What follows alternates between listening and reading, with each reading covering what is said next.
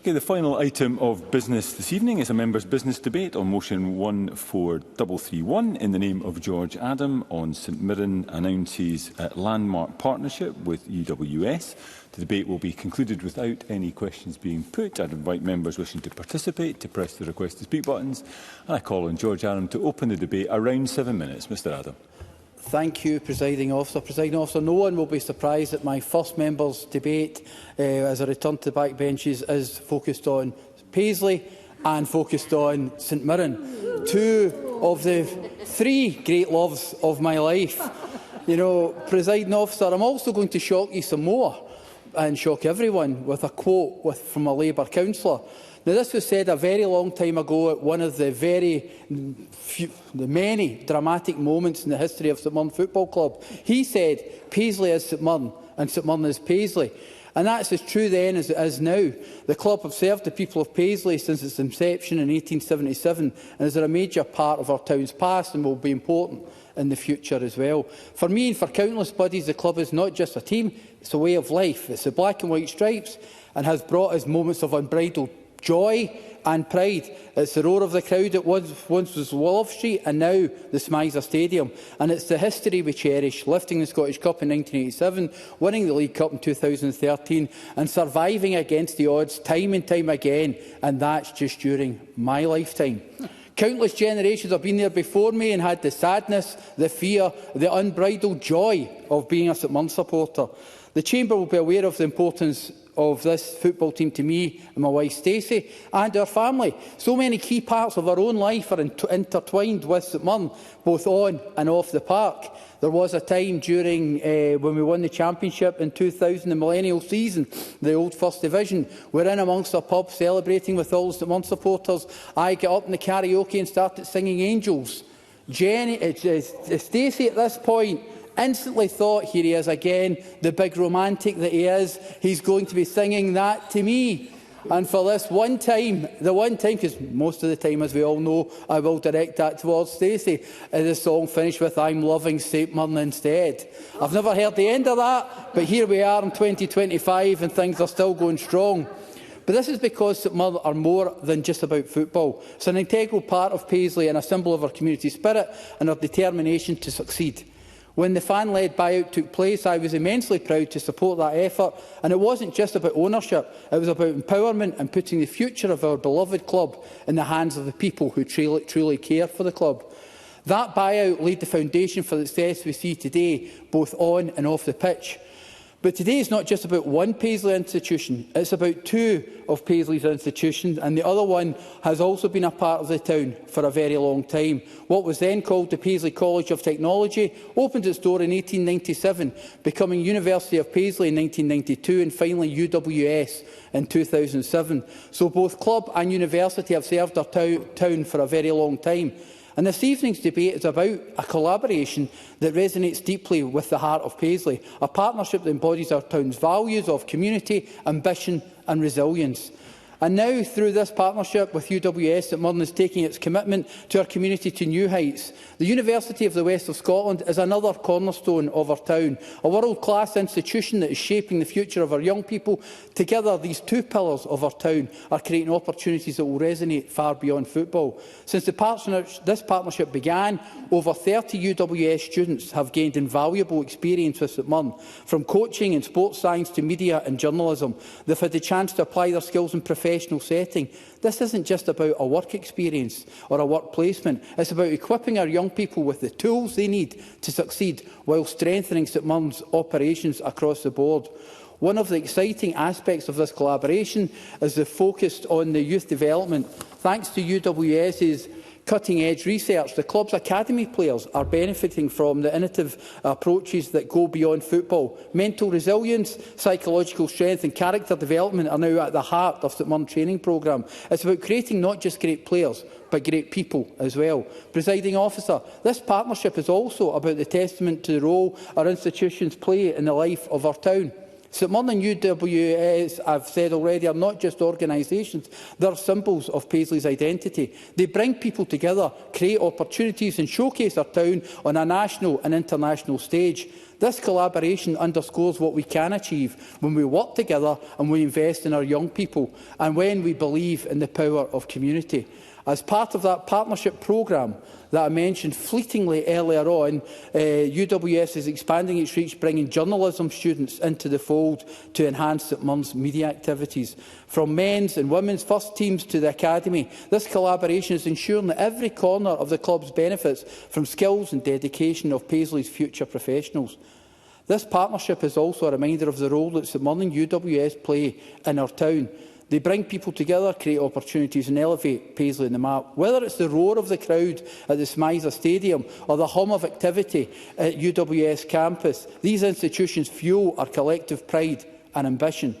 As Paisley's MSP, I see first-hand the importance of investing in partnerships like this one. They show what we can achieve when we trust in our community and its potential. For Paisley, this is more than a collaboration. It's a celebration of who we are and what we can accomplish together. So today, I ask this chamber to join me in applauding the partnership, not just for what it represents now, but for what it will bring in the years to come. It's partnerships like these that will ensure the success of our town, our people and our institutions. Together, we are building a more positive Paisley and investing in our young people's future. UWS and St Mirren, I believe, presiding officer, are following what I believe are the actual key parts of being a Paisley body. That is believing community, ambition, resilience and pride. These are Paisley's values, and this agreement embodies that. So let us here today take these values and what they are and make sure that the great town of Paisley continues to be the remarkable place it is.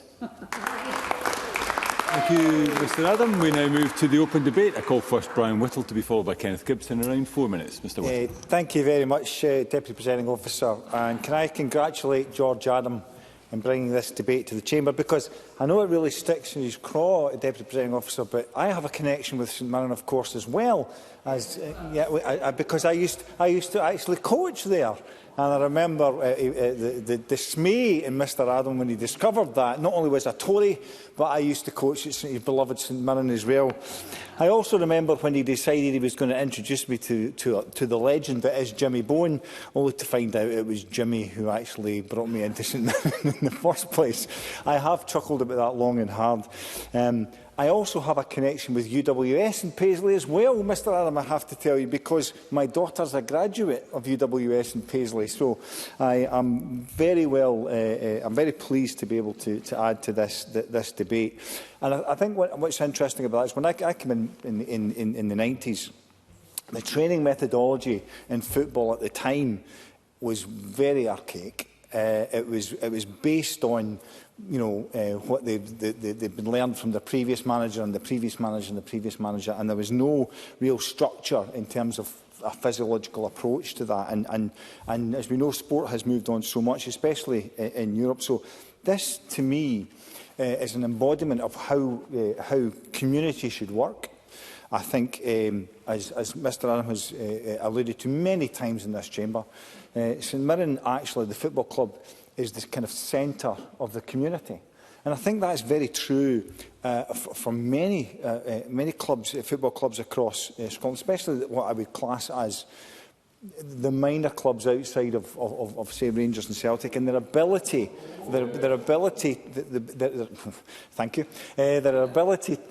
to reach into a community in the way that statutory services can't do.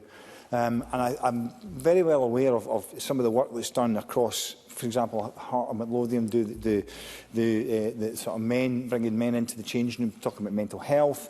I know that many of the clubs are utilising the club to bring the community in to participate in health and nutrition, and they're reaching in ways that statutory services can't do. So I think that what the UWS and St Mirren collaboration is doing here has massive potential here in terms of far-reaching into the community. And one of the things that strikes me with this is a while back, There was a couple of the sort of CPGs, and there was a couple of the we brought the SFA in because we were worried about what they were doing with youth. Scotland were worried the way they were treating them, and I think this is from what I gather here, the potential here for UWS to impact positively on mental health, impact positively on that psychological resilience, which was the concerns in the committees. In fact, Mr Adam and I both sat in those committees. The concerns of the committees in terms of the way in which football were treating our youth. Absolutely. Christine Graham.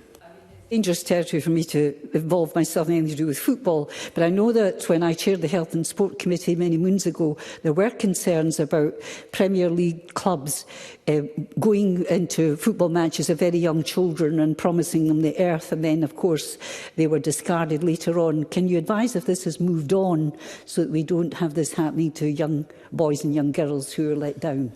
Brian Whittle. Actually, really interesting, good timing from my colleague there, because we're actually considering looking at this, revisiting this again to see whether anything has moved on. I have to say, since those days, I now have 2 grandchildren who are in Premiership clubs just now at 12 years old, and I'm very well aware of how they're being treated. And what I would say, that it seems to me that that has improved somewhat over the piece.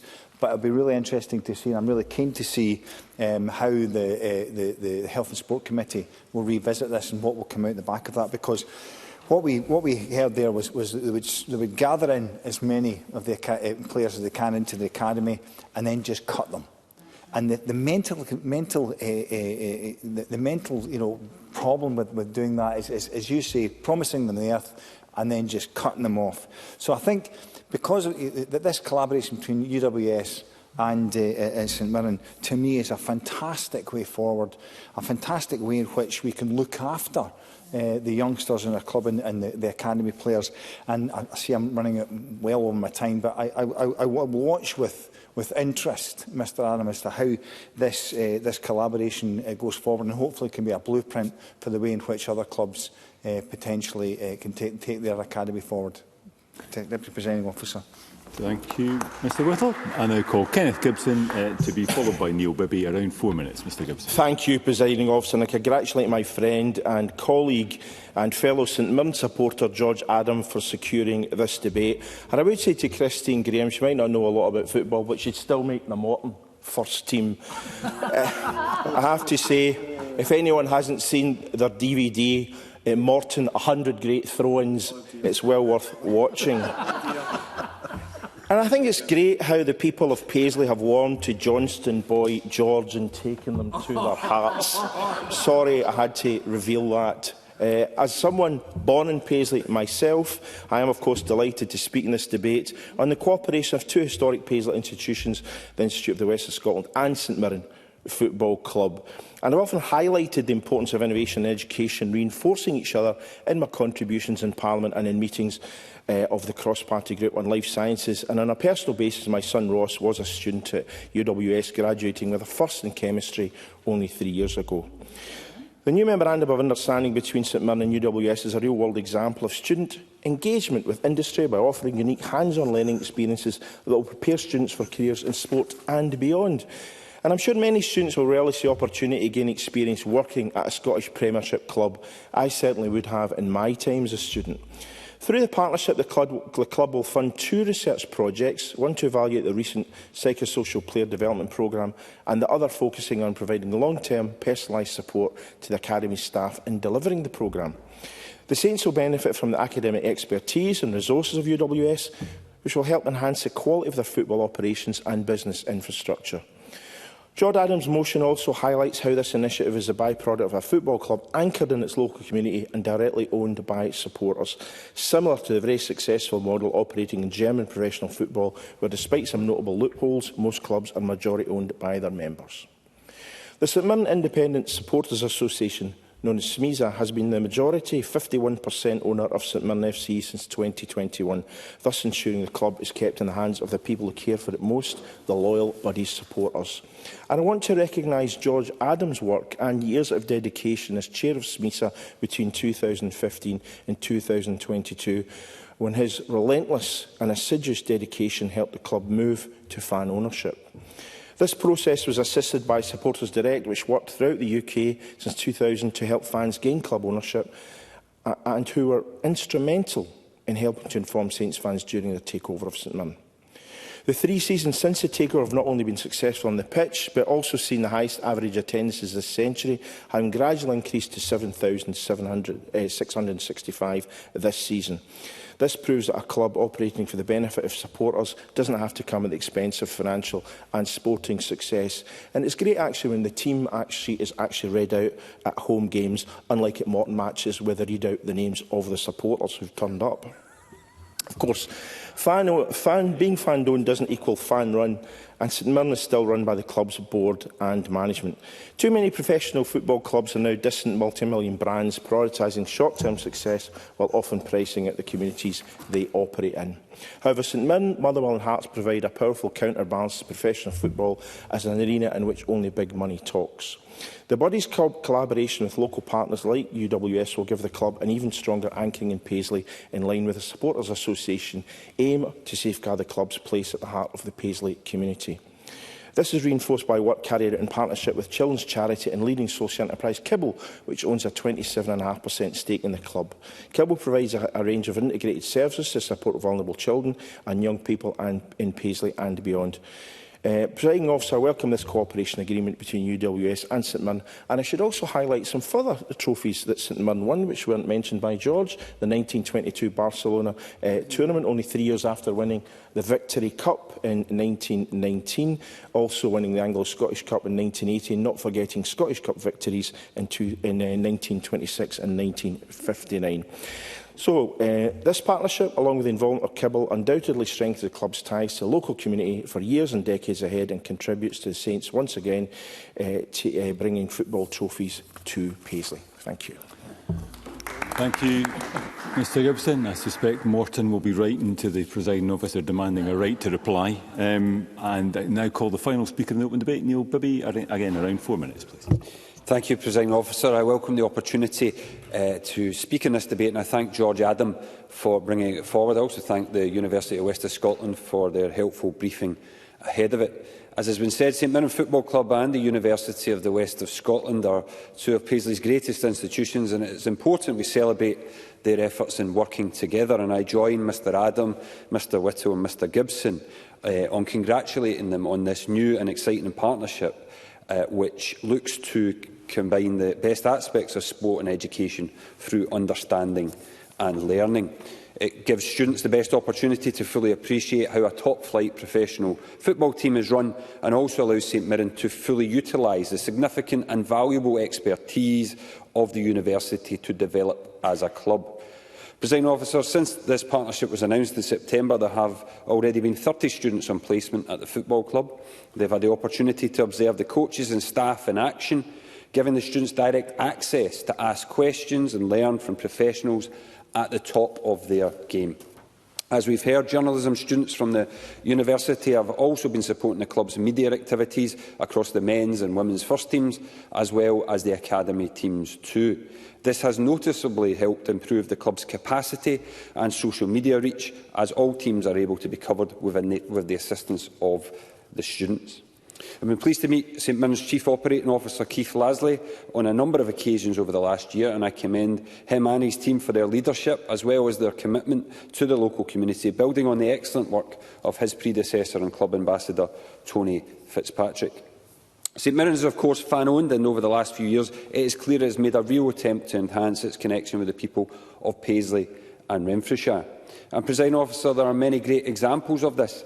I met with volunteers including Jim Crawford, Ian McLaren and others at St Mirren Park early last year that are part of the Buddy Binnett campaign, which aims to reduce the club's carbon footprint by recycling waste and making the stadium lighting as energy efficient as possible. St Mirren have also run a free youth programme called Street Stuff since 2009, alongside Renfrewshire Council, Police Scotland, the Scottish Fire and Rescue Service and Engage Renfrewshire. Activities include multi-sports gaming, with statistics showing that in areas where the programme visits there has been a sustained reduction in youth disorder and antisocial behaviour by up to 65%. I also had the opportunity to visit university last summer alongside my colleague Alison Taylor MP to meet with the Principal and Vice-Chancellor Professor James Miller at the Paisley campus to hear about the positive impact the institution is having on Paisley and beyond, and I commend him too for his and his team's leadership and commitment to the community. It was fantastic to hear last month that the university is celebrating its highest ever sports scholarships, with 37 people receiving tailored support for them to achieve success in their chosen fields. This partnership with the Scottish Premiership side will only enhance a sports department which is already excelling. Presiding Officer, I am delighted to have the opportunity to celebrate this partnership alongside colleagues today. It is fair to say that St Mirren is a team on the up. I don't know if that's a coincidence that Mr Whittle is no longer doing the training or not, but certainly they have been on the up recently, securing European football for the first time in 37 years and consecutive top six finishes in their last 2 seasons. The work off the pitch, however, is equally impressive, and this partnership with the University of West of Scotland is an exciting development which I wish both institutions well with in the future. Thank you. Thank you, Mr Bibby. I now call Marie Todd to respond to the debate. Minister, around 7 minutes, please. Thank you very much, Presiding Officer, and thanks to everyone who's contributed to the debate this afternoon. And of course, thank you very much to George Adam, who has reminded us all of 2 of his 3 great loves, being St Mirren and Paisley. It's been a wonderful debate, actually. Every time we debate football in this chamber, what comes across clearly is just how much it means to us as a nation.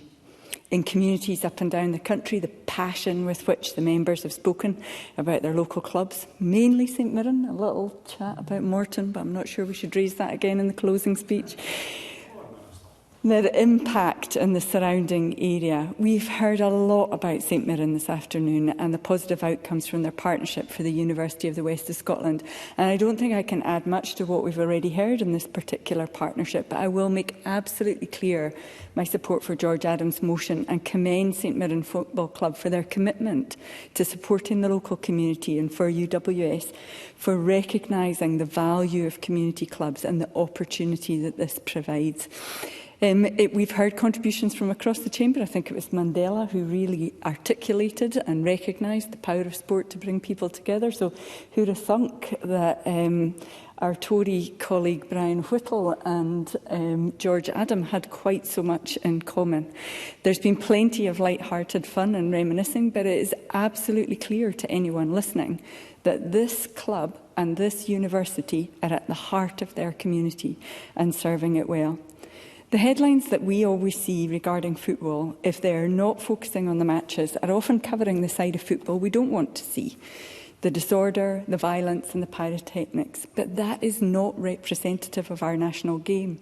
Football is a sport that brings communities together and which provides opportunities for people of all ages, all abilities and conditions to participate. And football also uses its reach to deliver so much more. There are over 2,500 football clubs and communities across Scotland, with 150,000 registered players and a further 50,000 coaches and volunteers.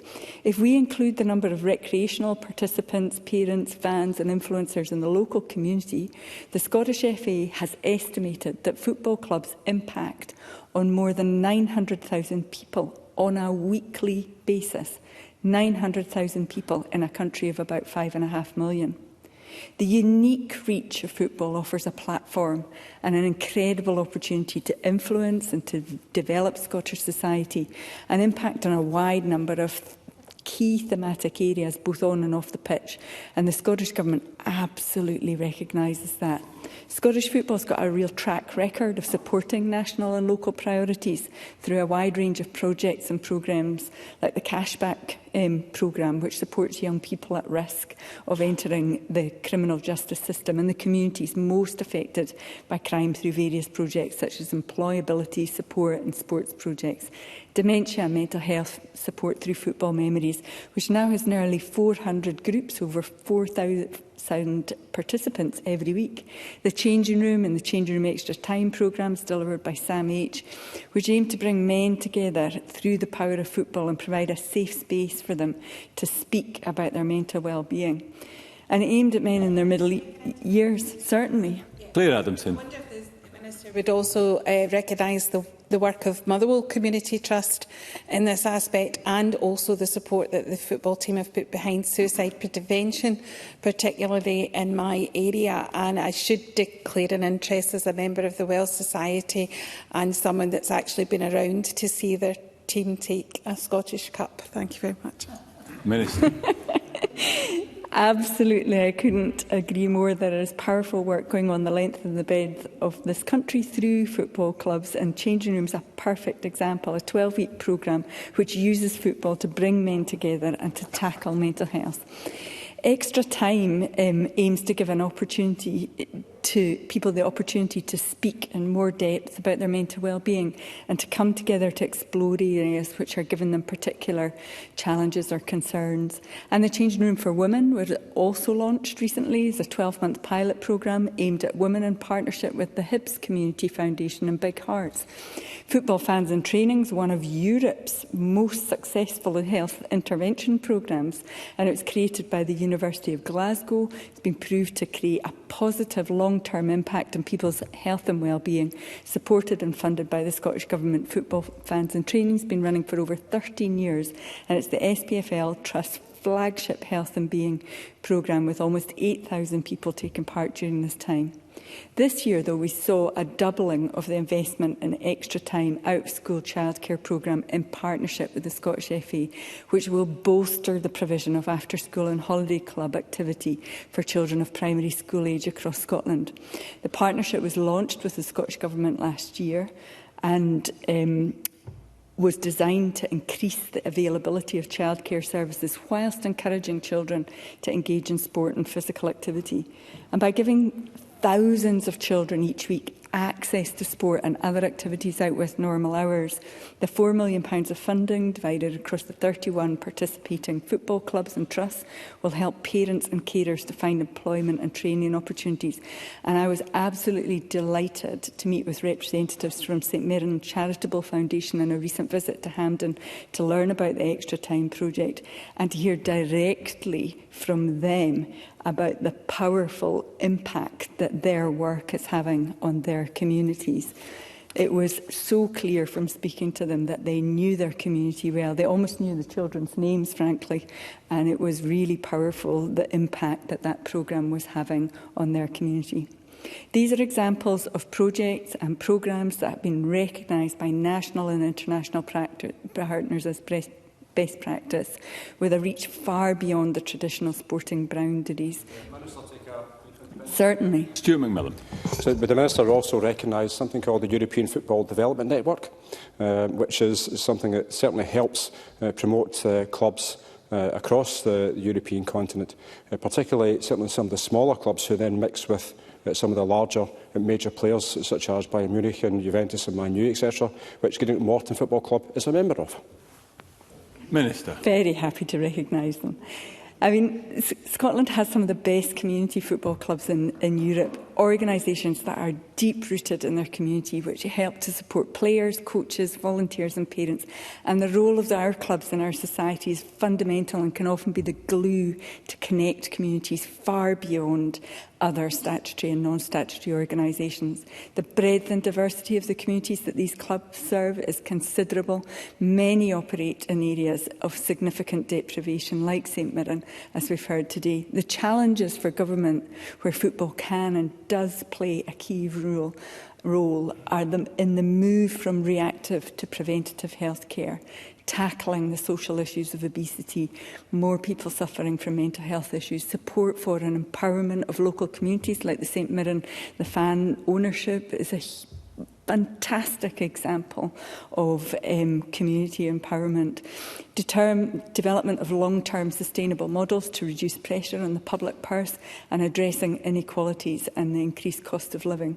Today's debate was focused on the excellent work of St Mirren in partnering with the University of the West of Scotland, and let me again commend that work. But let us, in drawing to a close, also recognise that up and down the country, football clubs are providing key services and support to their local communities.